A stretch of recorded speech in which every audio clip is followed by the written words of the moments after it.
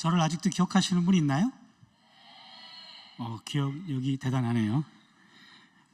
지난번에도 시편 말씀 나누었죠. 오늘도 시편 하이라이트라고 할 수 있는 23편 말씀을 나누려고 합니다. 그리고 말씀 나누고 함께 찬양하고 기도하고, 그리고 제가 축도할 때는 히브리어 오리지널 구약 축도를 할 겁니다. 그래서 여러분들 축도 다 끝나고 나면은 어떤 분들은 오늘은 왜 축도 안 해요 그러는데 했거든요.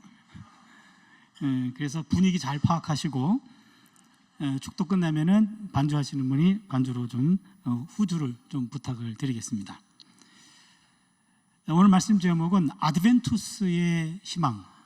아드벤투스라고 하는 말 무슨 말인지 모를 겁니다. 그게 제 전략입니다. 끝까지 말씀을 들어야 이해가 될 겁니다. 구약 시편 가운데 가장 많이 알려지고 가장 많은 사람들에게 사랑받는 것 하나 꼽으라고 한다면 23편입니다. 독일의 철학자 임마누엘 칸트라는 분이 이런 말을 했습니다. 내가 지금까지 읽었던 다른 모든 책들 중에서 성경의 이 말씀만큼 나에게 위로를 준 적이 없었다. 여기서 말하는 이 말씀은 시편 23편을 말합니다. 수많은 책을 읽었지만 23편 이 말씀이 내게 준 위로, 그 이상의 위로를 준 책은 내가 보지 못했다. 원래 23편은 유명한 말씀인데 임마누엘 칸트라는 유명한 사람이 이 말씀에 대한 평가를 남긴 것도 또 유명합니다. 시편 23편은 다윗의 시죠. 주전 1000년에 활동했던 사람이죠. 주전 1000년에 작사 작곡되었고 기원전 1000년 동안 많은 신앙인들에게 힘이 되어 주었고, 기원 후 2000년, 지금 토탈 3000년 동안 많은 신앙인들에게 격려와 위로를 준 말씀이고, 오늘날에도 그 영향력은 여전하다고 볼 수 있습니다. 제가 지난번에 왔을 때 탄원시라는 얘기를 했을 겁니다. 기억하실런지 모르겠습니다만 구약 성경은 오경과 역사서, 그리고 시가서, 예언서 이렇게 네 덩어리로 되어 있다 그랬죠. 오경은 5권이고 역사서 12권입니다. 토탈 17권이죠. 오경과 역사서는 하나님이 역사 속에 남긴 구원 행동이 기록되어 있습니다. 하나님의 구원 행동.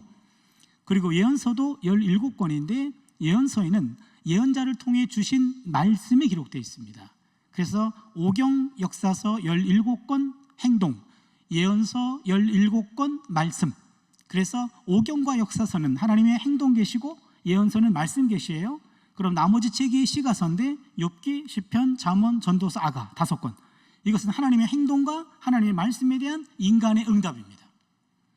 시가서의 가장 대표적인 책이 시편이라 그랬고, 하나님께서 행동하시고 말씀하실 때 시인들은 하나님께 찬양으로 응답했고, 하나님의 부재와 침묵을 경험할 때는 탄원으로 응답했다 그랬지요.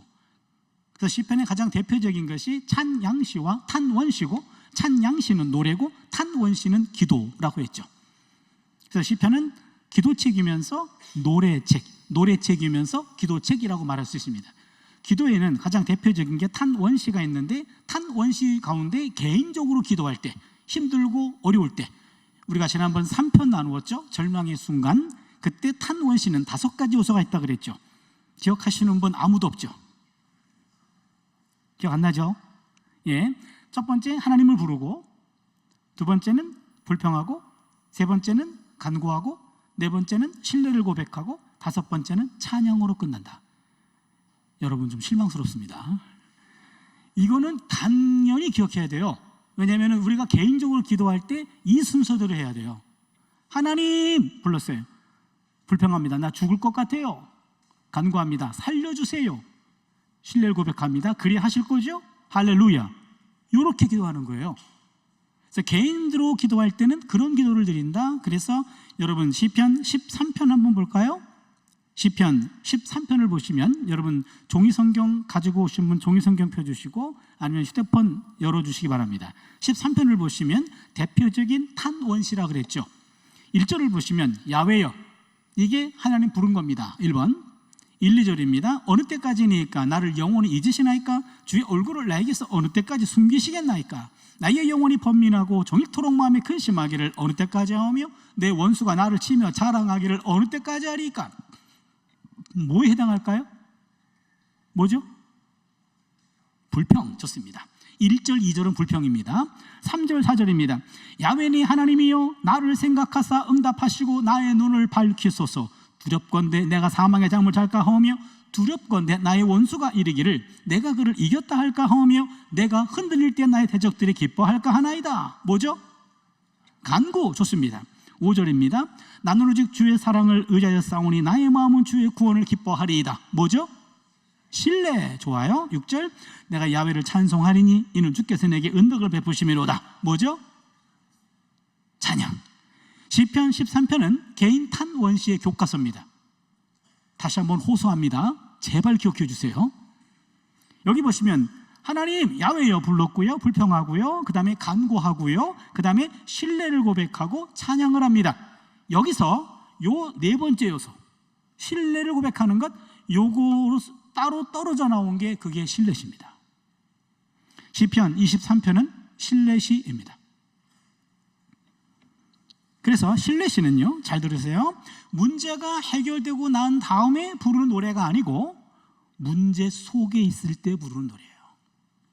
23편은 감사시가 아닙니다. 감사시라고 한다면 내가 한때 사망의 음침한 골짜기에 빠졌었어. 그런데 지금은 헤어나왔어. 이렇게 돌아보면서 하는 게 감사시예요. 그런데 신뢰시는 사망의 음침한 골짜기 한복판에서 부르는 노래입니다. 그러게 시편 23편의 시인은 지금 문제의 한복판에 있어요. 문제가 해결되지 않았습니다. 그럼 고통의 현장에 있을 때 23편을 묵상한 거죠. 그렇기 때문에 임마누엘 칸트라고 하는 사람도 23편이 준 위로만큼 내게 위로를 준 책은 없었다라고 고백을 하고 있는 겁니다. 이제 한 절씩 조금 깊이 들여다보겠습니다. 1절입니다. 야훼는 나의 목자시니 내게 부족함이 없으리로다. 여기 보면 목자라는 말이 나오는데 고대 시대에 고대 근동에서 목자라고 하는 말은 왕을 가리키는 말이었어요. 왕. 야훼는 나의 목자시니 그 말은 야훼는 나의 왕이십니다 라는 말입니다. 그럼 왕에 대한 이미지는 그 당시 두 가지가 있습니다. 첫 번째는 강력한 통치자, 두 번째는 자비로운 통치자. 두 가지예요. 힘도 있고 자비로움도 있습니다. 요 두 가지. 그러니까 야훼는 나의 목자신이라는 말은 강력하면서도 자비로운 통치자이십니다 라는 말입니다. 내게 부족함이 없으리로다. 여기 보시면 나의 목자 할 때 여기서 야훼는 나의 목자, 강력하면서도 자비로운 통치자이십니다 라는 말이고, 또 하나 중요한 것은 나의 목자라고 얘기했어요. 원래 구약성경의 보편적인 용어는 우리 목자예요. 우리 목자. 그런데 오늘 본문은 내 목자라고 되어 있습니다. 나의 목자. 나의 목자라고 하는 경우는 구약성경 전체에서 딱 두 번밖에 안 나와요. 아주 독특한 표현입니다. 그러니까 이 당시에 야훼는 나의 목자시여 하면은 모두가 다 주목하는 거예요. 우리 목자라고 한다면은 누구나 다 이해하는 말이에요. 그런데 야훼는 나의 목자시니 라고 하면은 그 사람을 째려볼 정도로 독특한 표현이에요. 야훼는 내 목자입니다 라는 거죠. 그 의미는 파격적인 고백입니다. 하나님과 친밀한 관계를 강조하고 있는 겁니다. 저희 집에 그 두 딸이 있거든요. 내 녀석들이 지금은 뭐 나이도 이제는 뭐 20, 30대니까요. 그런데 이 녀석들이 중고등학교 다닐 때 입시를 앞두고 있잖아요. 그래서 입시 때 걔네 엄마가 아빠가 돼가지고 당신이 해줄 수 있는 일이 뭐가 있냐, 그래도 목사니까 매일 밤 안수기도를 해주래요. 그게 얼마나 힘든지 아시죠? 매일 밤 안수기도 하래요. 우리 애들은 자기 직전에 안수기도를 받아야 돼. 그러니까 얼마나 피곤하겠어요. 빨리 자고 싶은데. 그럼 제가 방에 들어가면은 빨리 해, 짧게 잘게, 이렇게 얘기합니다. 아내는 불꽃 같은 눈으로 우리를 보고 있으니까 하긴 해야 되고, 그럼 하면은 뭐 역사를 주관하시는 짧게 해라 이렇게 얘기하죠. 우리 애들 빨리 자고 싶다는 얘기예요. 그런데 어느 경우에는 제가, 우리 큰아이가 현진인데 둘째는 예진이고, 안수기도 하면서 현진이 하나님 그럴 때가 있어요. 그럼 우리 애가 바싹 긴장해요. 그리고 눕다 기도받다가도 그 순간은 빨딱 앉아요. 무릎을 꿇어. 과연 역사를 주관하는 하나님은 나랑 아무런 관계가 없는데 현진의 하나님 하면은 마치 수호신 같은 느낌이 오나 봐요. 내 하나님은 나한테 뭐라고 얘기하나 하면서 기도받는 태도가 달라져요. 요런 하나님, 아브라함의 하나님, 이삭의 하나님, 야곱의 하나님, 이게 족장의 하나님이에요. 여러분에게도 하나의 팁을 드리고 싶어요. 가장 많이 힘들 때, 제가 가장 힘들 때 하나님을 부를 때 차준이의 하나님 이렇게 시작할 때가 있어요. 차준이의 하나님. 그렇게 부를 때는 뒤에 이야기가 바로 이어지지 않아요. 울컥 하고 너무 힘든 상황이에요. 차준이의 하나님, 여기에 족장의 하나님이에요. 누군가를 위해 기도할 때도 암흑의 하나님이라고 기도할 때가 있어요. 그럴 때는 기도받는 태도도 달라지고 하나님과 밀착된 것 같은 그런 느낌이 와요. 바로 이게 나의 목자, 족장의 하나님은 한 인격의 하나님과 같은 맥락입니다. 시인은 야훼는 나의 목자이기 때문에 내게 부족함이 없다라고 말하는데, 부족하다라는 말은요, 목적어가 있어야 되는 동사예요. 내게 물이 부족하다, 양식이 부족하다, 이렇게 목적어가 와야 돼요. 그런데 오늘 시편은 야훼는 나의 목자시니 내게 부족함이 없다, 목적어가 생략됐습니다. 이것도 독특한 표현입니다. 목적어가 생략됐어요. 무슨 의미가 있는지 아십니까? 목적어를 생략함으로 결핍된 모든 것들을 다 포괄하게 됩니다. 야훼는 나의 목자시니 내게 돈이 부족하다, 돈이 부족함이 없다 그러면은 돈 부족한 사람만 그 안에 들어가고 또 다른 결핍들은 제외돼요. 그런데 의도적으로 시인은 야훼는 나의 목자시니 내게 부족함이 없다, 목적어 생략, 그 바람에 모든 사람들의 결핍이 이 안에 쑥 들어가게 되는 거죠. 아주 의도적인 그런 표현입니다. 하나님은 강력한 보호와 하나님의 자비로운 인도하심을 받는 사람에게 아무런 부족함이 없습니다 라는 말이죠. 여기 부족함이 없다라는 동사의 시제가 미완료형입니다. 미완료형이라는 말은 이것이 완료가 되지 않았다는 거예요. 그건 무슨 말입니까? 지속성을 말합니다. 부족함이 없는 상태가 지속되고 있습니다 라는 고백이에요. 목자이신 하나님 때문에 그동안 정말 부족함이 없었습니다. 지금도 부족함이 없습니다. 앞으로도 부족함이 없을 것입니다 라는 고백이 담겨 있는 겁니다. 보통 우리들은요, 보통 때 과거에 대한 원망, 현재에 대한 불평, 미래에 대한 불안 속에 살아가고 있죠. 아무 생각 없이 그냥 나 자신을 돌아보면은요, 항상 과거에 대해서는 원망이 더 많이 생각나고, 현재에 대해서는요 불평이 많아지고요, 미래에 대해서는 불안하기 짝이 없는 게 우리네 삶이에요.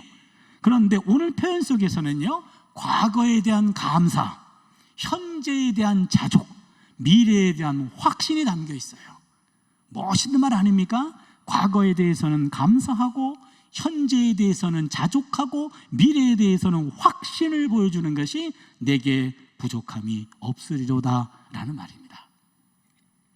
이제 1절은 신뢰를 확신합니다. 야훼는 나의 목자시니 내게 부족함이 없으리로다, 그렇게 해놓고 2절부터 3절에서는 하나님이 목자로서 나를 인도해 주시기 때문에 인도해 주시고, 또한 4절에서는 하나님의 목자로서 나를 보호해 주시고, 5절에서는 하나님이 나를 대접해 주시기 때문에 내가 부족함이 없다, 그렇게 설명이 나옵니다. 조금씩 더 디테일하게 들어가 볼게요. 2절입니다. 그가 나를 푸른 풀밭에 누이시며 쉴만한 물가로 인도하시는도다. 여기 보니까 목자가 양떼들을 인도하는 방향 두 군데가 언급됩니다. 첫 번째는 푸른 풀밭, 두 번째는 쉴만한 물가, 두 군데입니다. 푸른 풀밭, 쉴만한 물가, 두 군데인데, 먼저 푸른 풀밭. 여러분, 풀밭이라고 하는 그 단어에는 이미 푸른색이 암시되어 있습니다. 풀밭은 푸른 색깔이에요. 그런데 푸른 풀밭이라고 하는 푸른이라는 색채가 앞에도 붙었어요. 그럼 어떤 의미가 있습니까? 푸르디 푸른, 싱싱하고도 이상적인 목초지를 말합니다. 푸른 풀밭이야. 싱싱하고 푸르고도 푸른 풀밭. 그래서 푸른 아주 이상적이고 싱싱한 목초지로 나를 인도하십니다. 두 번째는 쉴만한 물가로 인도한다 그랬습니다. 쉴만한 물가는 그 당시에는요, 급하게 흐르는 물이 종종 있었어요. 물이 급하게 흘러서 급류가 형성이 되어 목마른 양이 그 목마름을 채우기 위해서 뛰어가서 시냇가를 발견했네. 그런데 그 시냇가가 급류가 흐르는 시냇가예요. 거기에 들어갔다가는 물 한 방울도 목구멍으로 넘기기 전에 떠내려가요. 그러기에 오늘 이 본문에서는 쉴만한 물가, 무슨 말입니까? 잔잔하게 흐르는 고요한 물을 말합니다. 잔잔하게 흐르는 고요한 물이에요. 고인 물이 아닙니다. 신선한 물이에요. 물이 이렇게 천천히 쉴만한 물가, 물이 쉬어가면서 천천히 흐르는 것, 물이 계속 고인 물이 아니고 흐르기 때문에 신선하지요. 또한 위험하지 않습니다. 그렇다면 이스라엘 지역의 지리와 기후적 조건 하에서 푸른 목초지와 쉴만한 물가가 함께 있는 곳은 매우 드뭅니다. 이런 장소는 아주 드물어요. 그렇다면 야훼는 나의 목자신 내게 부족함이 없습니다. 그리고 그가 나를 푸른 풀밭에 누이시고 쉴만한 물가로 인도하시는도다. 최고의 아주 가장 이상적인 곳으로 나를 인도하시는 분입니다. 양떼에 대한 목자의 특별한 보살핌을 보여주고 있는 거예요. 3절은요, 내 영혼을 소생시키시고 자기 이름을 위하여 의의 길로 인도하시는도다. 내 영혼이라고 하는 말, 요 영혼을 소생시키시는데 다시 되살아나게 하는데요, 영혼이라는 것은 내 영혼 육체라고 하는 인간의 내면을 구분할 때 영과 혼과 몸 이런 식으로 구분하는 그런 구분이 아니고, 구약 성경의 요 영혼이라는 네페시라고 하는 요 용어는 생명이 자리 잡고 있는 곳, 생명 그 자체, 다른 말로 표현하면 생명력을 북돋아 주십니다 그 말이에요. 생명력을, 내 생명력, 이 생명력을 북돋아 주는 거예요. 여러분, 생명력이 다운되면은요, 삶에 대한 의지가 없고 소망이 없고 계획도 없고 하고 싶은 일 아무것도 없어. 근데 생명력을 북돋아 주는 겁니다. 생명력을 소생시켜줘요. 그리고 어디로 인도합니까? 의의 길로 인도한다. 의의 길로 인도한다. 예, 의의 길이란 말은 유익한 길, 바른 길로 인도한다는 말이죠. 그런데 여기 길이라고 하는 단어가 독특한 단어예요. 원래 제가 그 구약 가르치는 선생이에요. 그러다 보니까 구약 이거를 히브리어를 좀 많이 얘기하는데 오늘만 참아주세요. 예, 오늘만 볼 거니까 오늘만 참아주세요. 의의 길 할 때 이 길이라는 말이 보통은 데렉이라는 용어를 쓰는데 마아갈이라는 용어를 썼어요. 여러분은 데렉이나 마아갈이나 별 차이가 없을 텐데요. 데렉이란 말은 사람들이 많이 다니는 길을 데렉이라고 말합니다. 마아갈은 이것은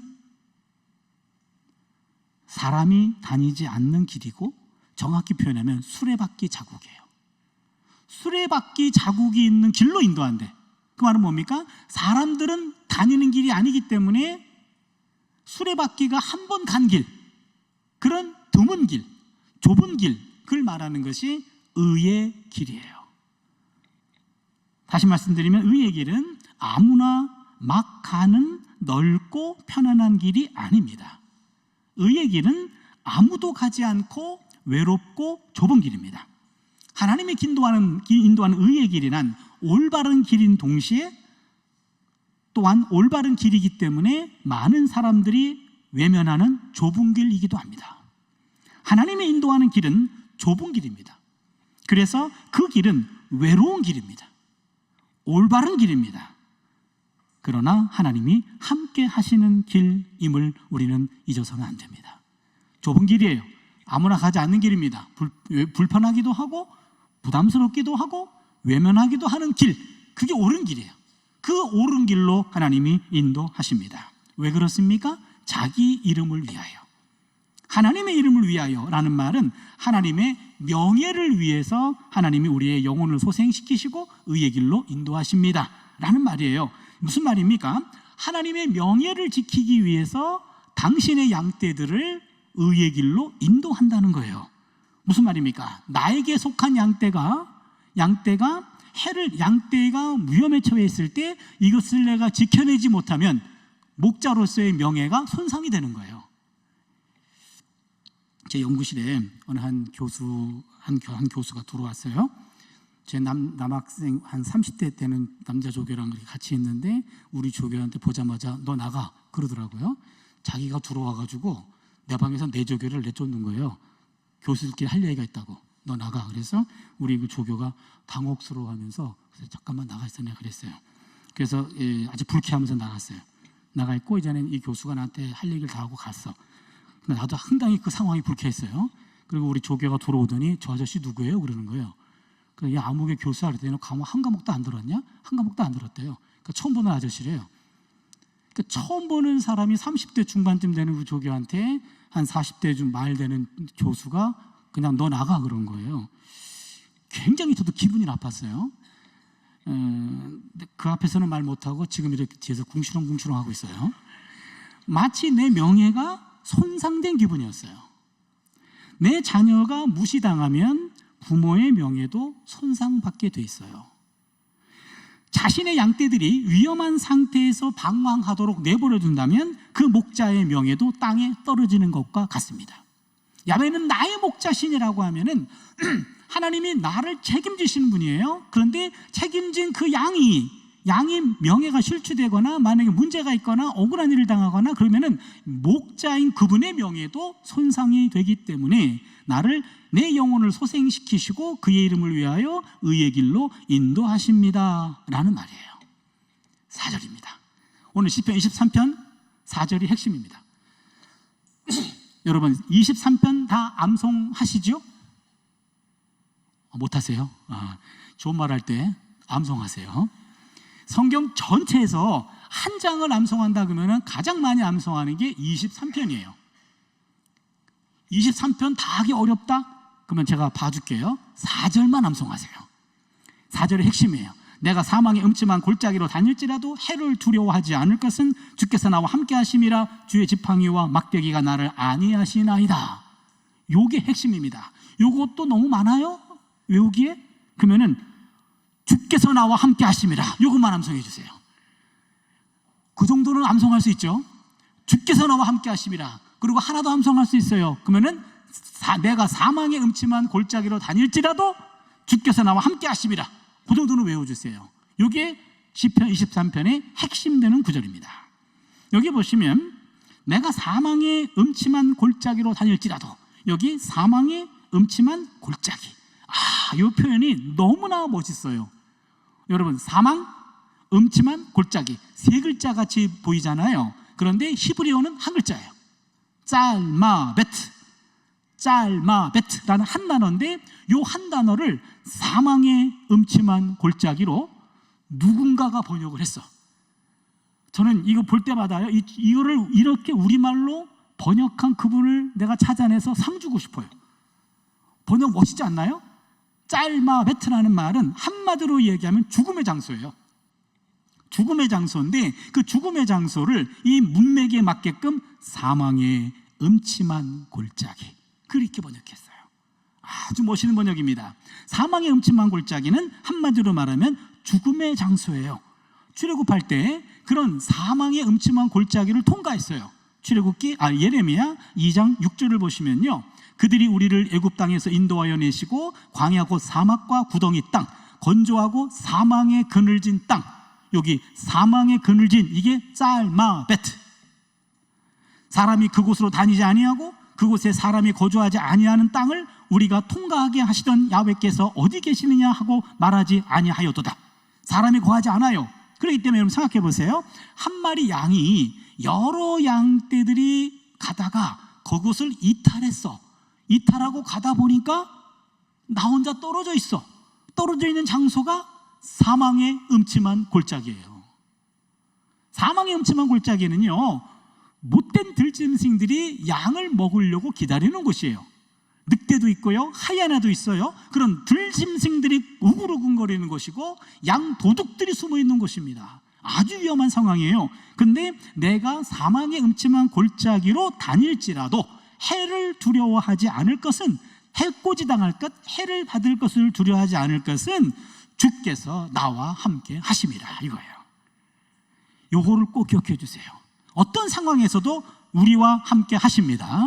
주께서 나와 함께 하십니다. 이런 고백이에요. 그러면서 주의 지팡이와 막대기가 나를 안위하시나이다. 여기서 여러분 지팡이와 막대기를 주목해 봅니다. 목자나 목동은요, 양을 목양할 때 그때 막대기하고 지팡이 두 개를 가지고 다닙니다. 용도가 달라요. 잘 들으세요. 막대기는 무기입니다. 무기. 그래서 짤막한 곤봉이거나 아니면 단단한 나무거나 아니면 나무 끝에 못이 박혀 있어. 그래서 이 막대기는 야수들이 양떼들에게 달려들 때 야수들의 머리를 쳐가지고 야수들을 쫓아내는 거예요. 못된 들짐승들을 쫓아내는 거예요. 양 도둑들이 와가지고 양을 훔쳐갈 때 그 도둑을 물리쳐주는 게 그게 막대기입니다. 이 막대기는 무기입니다. 사무엘상 17장 43절을 보시면 블레셋 사람이 다윗에게 이르되 네가 나를 개로 여기고 막대기를 가지고 내게 나왔느냐 하고 그의 신들의 이름으로 다윗을 저주하고 네가 나를 개로 알고 그런 막대기 가지고 나왔니? 이런 막대기, 목동이나 목자가 쓰고 있는 막대기, 요거는 무기입니다. 그리고 지팡이가 있어요. 지팡이는요, 여러분 지팡이 아시겠죠? 이렇게 끝이 이렇게 굽어 있어요. 굽어서 손으로 이렇게 들기도 하고, 요 지팡이는 양떼들에게 쓰는 겁니다. 양떼들이 아주 못된, 아주 좀 이렇게 삐딱한 양떼들은 계속 대열을 이탈해요. 그럼 이탈할 때마다 그걸로 목을 낚아채는 거야. 그 지팡이로 목을 팍 해가지고 일로 오래니까 라고 끌고 오기도 하고요. 그 다음에 양들이 늘 착한 게 아니에요. 성질이 못된 것들도 많아요. 서로 막 털이 엉켜가지고 막 엉겨졌어. 그러면 성질이 아주 막 서로 물고 뜯고 막 싸워요. 그럴 때 지팡이로 가운데를 뚝 쳐가지고 끊어버리고 툭툭 쳐가지고 싸우지 말라니까 라고 싸움을 말려요. 만약에 그때 막대기로 쳤다간 양 두 마리 돌아가십니다. 막대기는 무기예요. 지팡이로 하는 겁니다. 지팡이로 둘을 분리시켜줘요. 그리고 웅덩이에 빠져가지고 나오지 못하면은 그 지팡이로 웅덩이에 넣어가지고 올려주기도 하고, 그 다음에는 대열 이탈하면은 툭툭 쳐가지고 알려주기도 하고, 그게 지팡이입니다. 그래서 막대기는 무기, 지팡이는 인도용이에요. 요 두 가지죠. 그래서 막대기와 주의 막대기와 지팡이가 나를 안위하시나이다. 그 양떼들이 목동이 가지고 있는 막대기와 그리고 지팡이를 보면 마음의 안정을 찾는 거예요. 안위하다라는 말은 불안에 떠는 자들, 고난당하는 자들을 안심시켜준다, 용기를 준다, 힘을 준다라는 말이죠. 그럼 오늘 시인은 지금 떨고 있어요. 불안에 떨고 있습니다. 고난에 처해져 있습니다. 그럴 때 내가 사망의 음침한 골짜기를 다닐지라도 해를 두려워하지 않을 것은 주께서 나와 함께 하심이라. 주의 지팡이와 막대기가 나를 안위하시나이다 하면서 거기서 마음의 위로를 받는 거예요.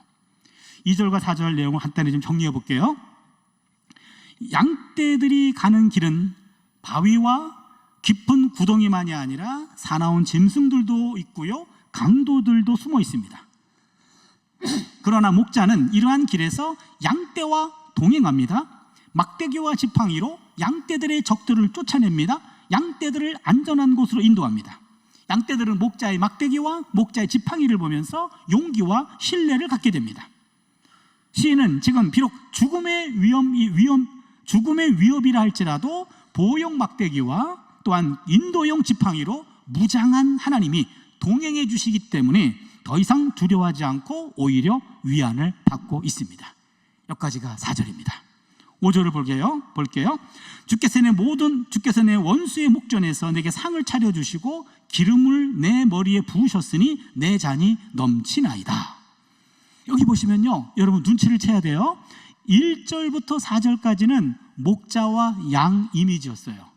그런데 5절에 와가지고는요, 주인과 손님 이미지로 바뀌어요.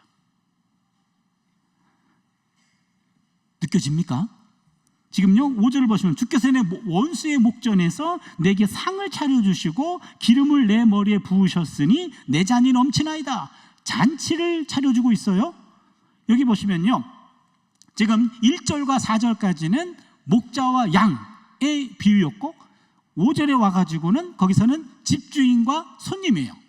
그런데 집주인과 목자는 하는 일이 기능이 일치합니다. 집주인은 초대된 손님에게 먹을거리와 마실거리를 제공해 줍니다. 마찬가지로 목자도 양떼에게 먹을거리 푸른 풀밭, 마실거리 쉴만한 물가로 인도하고 있죠. 둘이 기능이 같아요. 또한 집주인은 손님의 안전을 책임집니다.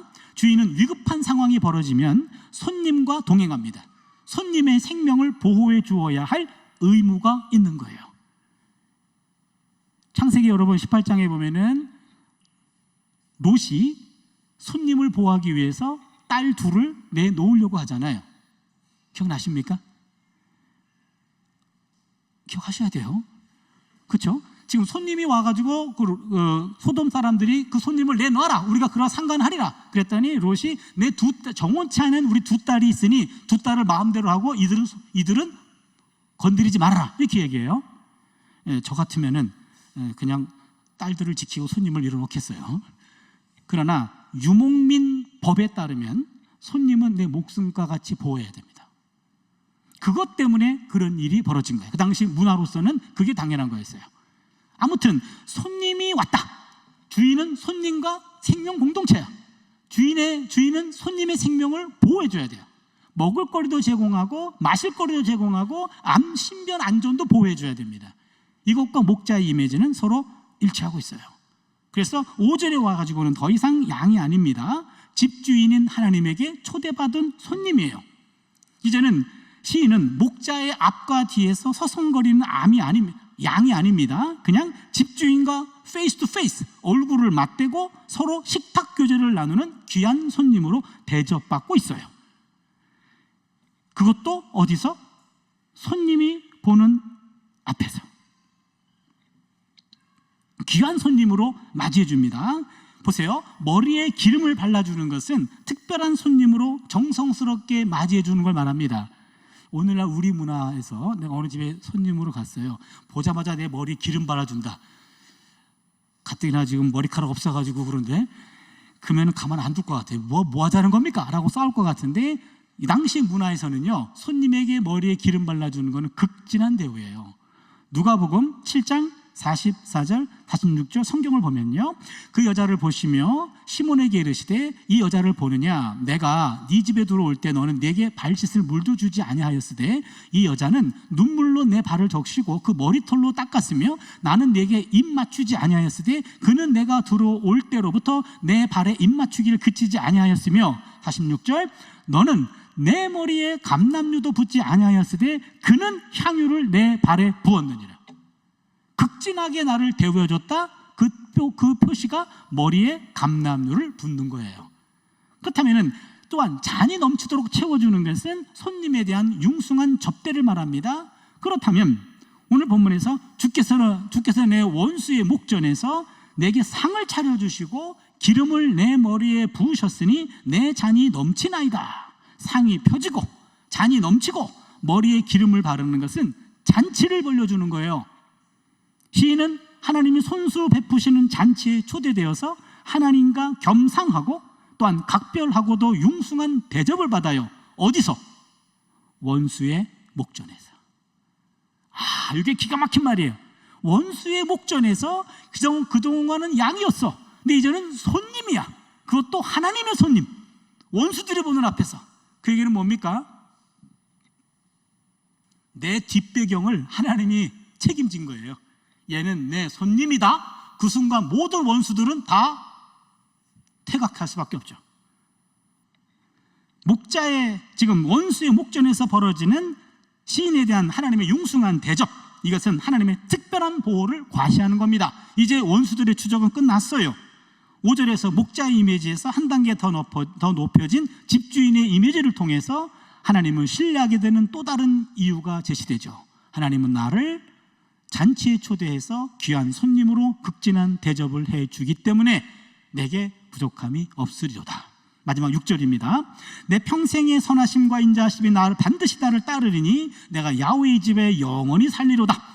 여기 보니까 요 시편 23편의 6절은 요 기도의 절정에 이르게 되는데, 지금 내 평생의 선하심과 인자하심이 반드시 나를 따르리니 확신입니다. 그리고는 내가 야훼의 집에 영원히 살리로다 서원이에요. 확신과 서원으로 끝나. 그렇다면 보세요. 내 평생의 선하심과 인자하심이 반드시 나를 따르리니, 요 따르다라는 말은요, 요 원어를 보면 이게 뒤쫓다, 추적하다예요. 지금까지는 원수들이 뒤쫓았어. 원수들이 추적했어. 그런데 원수들의 목전에서 하나님이 상을 베풀어 주시는 그 광경을 보자 원수들의 추적은 중지되었어요. 그리고 원수들의 자리 대신에 누가 맡습니까? 선하심과 인자하심. 선하심과 인자하심은 하나님의 속성이에요. 무슨 말입니까? 하나님의 선하심과 하나님의 인자하심이 내가 너를 추적한다, 내가 너를 뒤에서 따른다, 내가 너를 보호해 주겠다, 이 말이에요. 이제는 원수들의 추적으로부터 이제는 떨어져 나왔고, 하나님의 선하심과 하나님의 인자하심이 요 시인을 이렇게 보호해 주고 계십니다 라는 확신이에요. 그러자 시인은 내가 야훼의 집에 영원히 살리로다 하면서 서원을 해요. 이건 또 무슨 얘기인지 아십니까? 한 단계 더 업그레이드 됐어. 이제는 야훼의 집에 영원히 거한대. 한 번 왔다가 떠나는 손님이 아니야. 이제는 같이 살아. 가족이 되는 거죠. 가족. 그렇다면 23편은 1절, 4절은 양이었어. 5절은 손님이었어. 6절은 가족이 돼요. 이제 영원히 야훼의 집에 거하겠습니다 라는 서원으로 오늘 본문은 끝나게 됩니다. 다시 한번 23편 전체를 간략히 한번 요약해 볼게요. 시인은 야훼가 나의 목자이시니 내게 부족함이 없습니다 라는 신뢰의 확신으로 이 시를 시작했어요. 신뢰의 이유로 하나님이 목자로서 시인을 인도하시고 보호해 주기 때문입니다. 2절로 4절까지고, 또한 자비로운 주인으로 시인을 귀한 손님으로 대접해 주기 때문입니다. 5절이고요. 동시에 나를 보호해 주기 때문입니다. 그 얘기고, 시인은 하나님이 원수들의 추적을 종식시켜 주시고 하나님의 선하심과 인자하심으로 자신을 보호해 주신다는 확신에 이르게 되면서 영원히 하나님의 가족이 되기를 서원하면서 끝납니다. 지금 47분 걸렸어요. 23편을 풀이해 주는데요. 앞으로 한 15분 정도만 여러분이 좀 참아주세요. 두 개의 메시지를 나누려고 그래요. 첫 번째 메시지입니다. 현재의 고난 속에서 미래의 영광을 바라볼 수 있어야 됩니다. 현재의 고난 속에서 미래의 영광을 바라볼 수 있어야 된다. 23편은요, 이 시는 감사시가 아니고 신뢰시라 그랬습니다. 신뢰시는 사망의 음침한 골짜기 한복판에 있을 때 부른 노래라 그랬죠. 시인은 현재 불안에 떨고 있습니다. 고난당하고 있습니다. 하나님의 위로가 절실히 필요한 상태에 놓여 있습니다. 시인은 원수에게 쫓기고 있습니다. 죽음의 위협 앞에 노출되어 있습니다. 그러나 그런 그 자리에서 그는 이런 고난의 현장의 한복판에 있어요. 그러나 시인은 사망의 음침한 골짜기에 홀로 남아있는 한 마리의 양과도 같다 할지라도 현재의 고난 속에 무릎을 꿇지 않아요. 현재의 고난 속에서 미래의 구원을 바라보면서 확신에 찬 노래를 부릅니다. 사망의 음침한 골짜기를 다닐지라도 해를 두려워하지 않을 것은 주께서 나와 함께 하심입니다. 그래서 야훼는 나의 목자시니 내게 부족함이 없습니다 라는 고백을 하고 있는 거예요. 시인의 현재는 부족해 보입니다. 그러나 믿음으로 보면 현재도 부족하지 않고 그의 미래도 더더욱 부족한 것이 없을 것입니다 라는 신뢰에 찬 확신의 노래를 하고 있는 거예요. 시인은 자신이 처한 현재의 고난을 더 이상 두려워하지 않습니다. 현재의 고난을 넘어서 하나님이 동행해 주심으로 모든 문제가 해결될 미래의 구원을 앞당겨 보고 있어요. 어떤 걸 근거로? 주께서 나와 함께 한다, 이겁니다. 이게 참 신앙인의 모습입니다. 참 신앙인은 현재의 고난이 미래에 나타날 영광과 좋게 비교할 수 없음을 믿음으로 깨닫습니다. 로마서 8장 18절 말씀이죠. 생각하건대 현재의 고난은 장차 우리에게 나타날 영광과 비교할 수 없도다, 이거예요. 현재의 고난은 장차 우리에게 나타날 영광과 두기 비교할 수 없다. 이거는요, 고난 속에서 미래의 영광을 앞당겨 보는 거예요. 이게 신앙인의 모습입니다. 현재의 고난 속에서 미래의 영광을 앞당겨 봅니다. 이것은 믿음이 가능하게 합니다. 히브리서 11장 1절을 보시면 믿음은 바라는 것들의 실상이요 보이지 않는 것들의 증거라고 얘기했어요. 아직 보이지 않아요. 보이지 않지만 보게 하는 게 믿음이에요. 현재의 고난 속에서 고난 이후에 있는 미래의 영광, 구원의 미래를 앞당겨 보는 것, 이게 믿음이에요. 고난 속에서도 희망을 가진 사람은 행복의 주인공이 되고, 고난에 굴복하고 희망을 품지 못하는 사람은 비극의 주인공이 됩니다. 제가 8살 때 교통사고를 당했어요. 초등학교 3월 달에 초등학교를 가자마자 입학하고, 이제는 제 어머니랑 함께 학교에서 오다가 그 당시는 8차선이었어요. 그 8차선, 지금의 아현성결교회하고 종근당, 충정역, 거기입니다. 거기가 그 전에 68년도에는요 거기에 전차가 다녔어. 그 다음에 바로 옆에 버스가 이렇게 있었는데, 어머니 손을 내가 놓친 모양이에요. 놓치고 차도로 뛰어들은, 인도로 이게 건널목으로 뛰어들었는데, 전차하고 버스하고 중간에 제가 꼈어요. 그래서 오른발을 내밀었는데 버스가 지나갔어요. 그 바람에 오른쪽 다리가 절단됐어요. 죽을 뻔했던 거죠.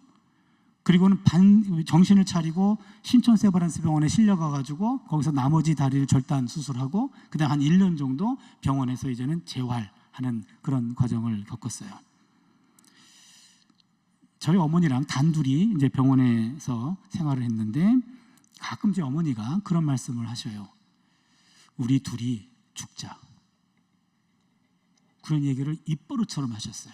교회에서 와서 신방해주고 그 다음에 와서 기도해주고 그럴 때는 기분이 업돼요. 그런데 그분들이 다 가고 단 둘만 남으면 이제 우울해집니다. 그리고는 우리 둘이 죽자. 그런 얘기를 자주 하셨어요. 그때마다 제가 그랬어요. 엄마, 그렇게 죽고 싶으면 혼자 돌아가시라고. 나는 인생 8년밖에 안 살았는데 앞으로 내가 반바지 안 입고 수영장만 안 가면 됐지, 왜 그것 때문에 내가 왜 죽냐고 그랬어요. 지금 조금 이해가 돼요. 저희 어머니는 지금도 그 충정 근처를 못 가십니다. 이 얘기도 못 꺼내게 해요. 지금도 늘 미안하다고 그러셔요. 제가 그때마다 얘기해요. 어머니, 그곳은 내가 다친 곳이기도 하지만 하나님이 나를 살린 곳이기도 해요. 그 차이예요. 내가 다쳐서 죽을 뻔한 곳이에요. 그런데 아무튼 하나님이 살렸잖아요. 하나님이 살린 곳이기도 해요. 이게 인생을 가릅니다. 내가 주어가 될 때는 내가 다친 곳이에요. 그러나 하나님이 주어가 되면 하나님이 살린 곳이에요. 저는 몇 년 전에 그 옆으로 이사를 갔어요. 그래서 거기 옆을 늘 돌아다닙니다. 늘 지나다닙니다. 우리 두 딸들에게 가끔씩 얘기해요. 야, 여기가 어딘지 아냐? 알아. 뭔데? 아빠 다친 곳이잖아. 그렇게 얘기해요. 야, 아빠가 다시 부활한 곳이야. 저기서 내가 부활 못했으면 너희들은 있지도 않아. 차씨들의 성지야. 그렇게 얘기합니다. 동일한 장소예요. 분명히 다친 곳이에요. 제 어머니는 지금도 못 가요. 그러나 다친 곳이지만 하나님이 살린 곳이기도 하잖아요. 어느 쪽을 보느냐에 따라서 인생은 달라져요. 내가 왜 다쳤습니까? 라고 따지면요, 원인을 몰라요. 그러나 살렸다고 한다면 무슨 이유가 있겠지. 거기에 인생을 거는 거예요. 그것이 인생을 달리 살게 해주는 중요한 포인트가 됩니다. 불행 다음에 행복이 온다는 것을 아는 사람은 행복표를 예약한 사람이고, 불행은 끝이 없다고 생각하는 사람은 불행의 번호표를 들고 있는 사람이에요. 믿음이 있는 사람은 문제에 부닥쳤을 때 문제만 보지 않고 문제를 해결해 주시는 하나님도 바라봅니다. 그러나 믿음이 없는 사람은요, 문제 앞에서 문제만 봅니다. 그렇다면 문제가 아니라 문제 속에서 문제만 보는 것이 정말 문제예요. 그렇잖아요. 절망이 아닙니다. 절망 속에서 절망만 보는 게 절망이에요. 실패가 아닙니다. 실패 속에서 실패만 보는 것이 정말 실패입니다. 현재의 고난 속에서도 미래의 영광을 선취해서 고난 중에도 웃으며 즐거워할 수 있는 것, 이게 바로 신앙인의 참 모습입니다. 미래에 다가올 영광을 현재 여기에서 미리 맛보고 느낄 수 있다면 현재의 고난은 더 이상 고난만은 아닙니다. 그래서 두 번째 메시지입니다. 그래서 희망을 버리는 것은 죄악이고 불신앙입니다. 희망을 버리는 것은 죄악이에요. 불신앙입니다. 누군가는 말합니다. 희망은 희망을 갖는 사람에게만 존재한다. 또한 희망이 있다고 믿는 사람에게는 희망이 있고 희망 같은 것은 없다고 생각하는 사람에게는 실제로도 희망은 없다. 중국 근대문학의 개척자인 루신이라는 작가가 있는데 이분도 비슷한 말을 남겼습니다. 희망은 본래 있다고도 할 수 없고 없다고도 할 수 없다. 그것은 마치 땅 위의 길과 같은 것이다. 본래 땅 위에는 길이 없었다. 걸어가는 사람들이 많아지면서 그것이 곧 길이 되는 것이다. 희망의 길은 주어지는 것이라기보다는 스스로 만들어가는 것이다 라는 말이에요. 희망의 길은 보이지 않는 길을 믿음으로 바라보는 믿음의 길이에요. 있다 라고 하는 사람에게 희망이 있는 거고요, 없다 그 사람에게 희망이 없는 거예요.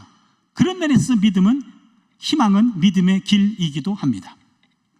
미래를 의미하는 단어가 라틴어로 두 가지가 있어요. 하나는 futurum, 하나는 adventus.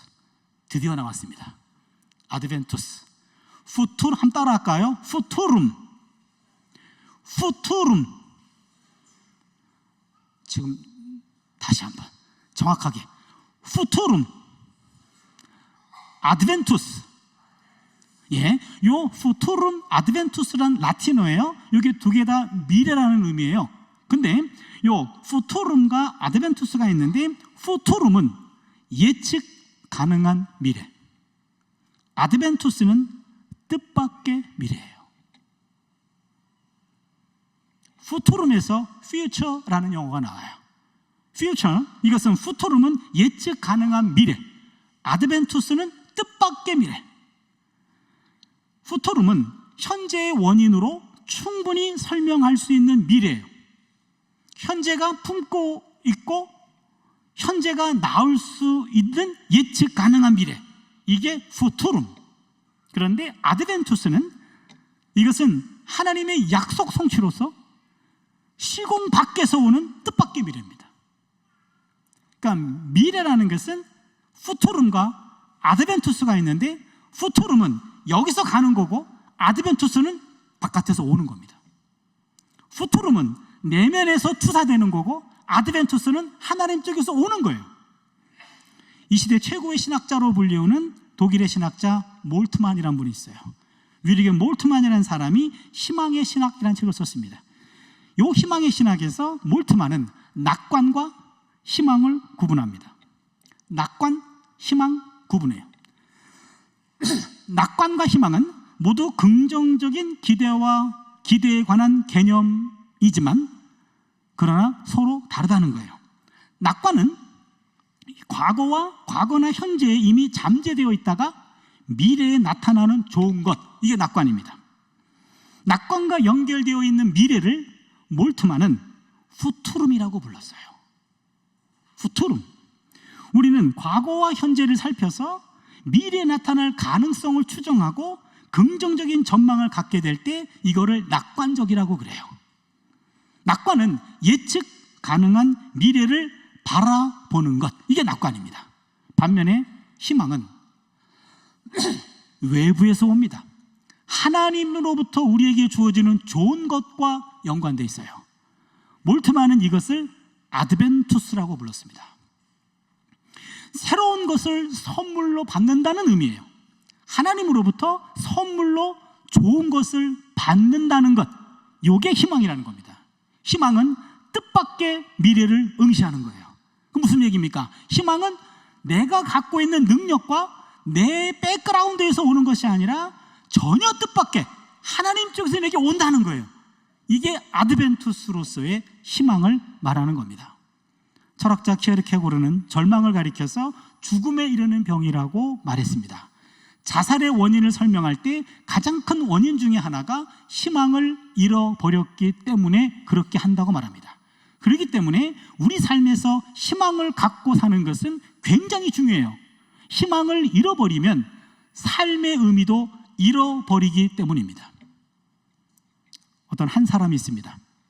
이 사람은 1964년 무자비한 국가의 공권력으로부터, 사회로부터 격리되었고 종신형 선고받게 되었고 세상과 멀리 떨어진 루벤섬 감옥에 처박혔습니다. 세상과의 소통은 6개월에 한 번만 면회가 가능했고 또한 편지 한 통이 전부였습니다.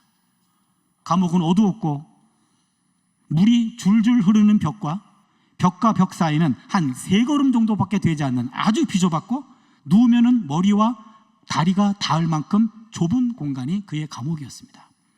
변기는 찌그러진 양동이 하나가 전부였어요. 모질고 사악한 악기 들린 간수들은 걸핏하면 그를 끌어내다가 고문했고 술 취한 날에는 심한 매질과 견딜 수 없는 모욕을 주었습니다. 그가 감옥에 갇히자 가족들은 전부 정부의 폭거로 집을 빼앗겼고 흑인 게토로 쫓겨났습니다. 그가 감옥살이를 한 지 4년째 어머니가 돌아가셨어요. 5년째 큰아들이 교통사고로 숨졌습니다. 장례식에도 참여하지 못했습니다. 무심한 세월이 흘러서 감옥생활 14년째 되는 때 어느 날 14년 만에 보는 큰딸이 결혼해서 딸을 안고 면회를 왔어요. 아빠, 이 아이 이름은 지어두셨지요? 하자 그 감옥에 있는 그분이 말없이 꼬질꼬질하고 지저분한 옷 포켓에서 작은 종이 하나를 꺼내서 딸에게 주었어요. 딸은 그 쪽지에 적혀있는 글자를 보고 복받쳐 울었어요. 종이 쪽지에 적혀있는 아기 이름은 아즈위, 희망이란 뜻이었어요. 희망. 손녀의 이름을 아즈위, 희망이라고 붙여준 거예요. 그 후에도 13년의 시간이 지났습니다. 더 돌을 깨고 매를 맞고 모욕당하면서 루벤섬에서 감옥살이를 했어요. 27년 만에 44살에 투옥됐다가 71에 그가 겨우 석방이 됐어요. 그리고는 남아공 백인 정부의 흑백 분리 정책인 아파르헤이트를 완전히 철폐하고 남아공 최초의 흑인 대통령이 되었습니다. 그는 넬슨 만델라입니다. 대통령에 당선되어서 자신을 박해하고 고통과 치욕을 주었던 정적들을 다 용서했습니다. 사랑하는 인간의 고고한 삶의 방식을 보여주었죠. 그가 세상을 떠났을 때 세계 언론은 그를 가리켜 인간의 품격을 한 계단 올려놓은 사람이라고 존경을 표했습니다. 넬슨 만델라는 장장 27년 동안 무기석이기 때문에 풀려난다는 보장이 없었어요. 장장 27년 동안 그 오랜 감옥 생활을 어떻게 견뎌냈는가 하는 물음에 그는 이렇게 말합니다. 나는 위대한 변화가 일어나리라는 아즈위를 한순간도 잊은 적이 없습니다. 나는 위대한 변화가 일어나리라는 희망을 한순간도 잊은 적이 없습니다. 그거였어요. 지금의 고통이 언젠가는 사라지리라는 희망, 누군가 어두움 속에서 내게 손을 뻗쳐주리라는 희망, 내일도 내게 빛과 생명이 주어지리라는 희망, 이런 희망이 있어야 사람은 고단한 삶을 감당해낼 수 있습니다. 그런 희망을 가지지 않는 것, 이건 죄입니다. 빛을 보고도 눈을 감아버리는 것은 자신을 어두운 감옥 속에 가두어버리는 자살행위입니다. 희망은 하나님으로부터 주어지는 뜻밖의 미래입니다. 보이지 않는 희망을 보는 것, 요게 신앙입니다. 그래서 희망을 버리는 것은 죄악이고 불신앙이라고 말할 수 있습니다. 현재의 고난 속에서 미래의 영광을 바라볼 수 있기를 바랍니다. 오늘도 주께서 나와 함께 하십니다. 여러분, 아드벤투스의 희망을 가슴에 새기고요, 여러분 아무리 미래가 보이지 않고 절망적이라 할지라도 그 보이지 않는 희망을 바라보는 사람, 그 사람에게는 희망이 있고 미래가 있습니다. 내게서 주어지는 후투룸의 미래는 없을지 몰라도 하나님 쪽에서 주어지는 아드벤투스의 미래, 아드벤투스의 희망을 여러분 놓치지 마시기를 주님의 이름으로 축원합니다.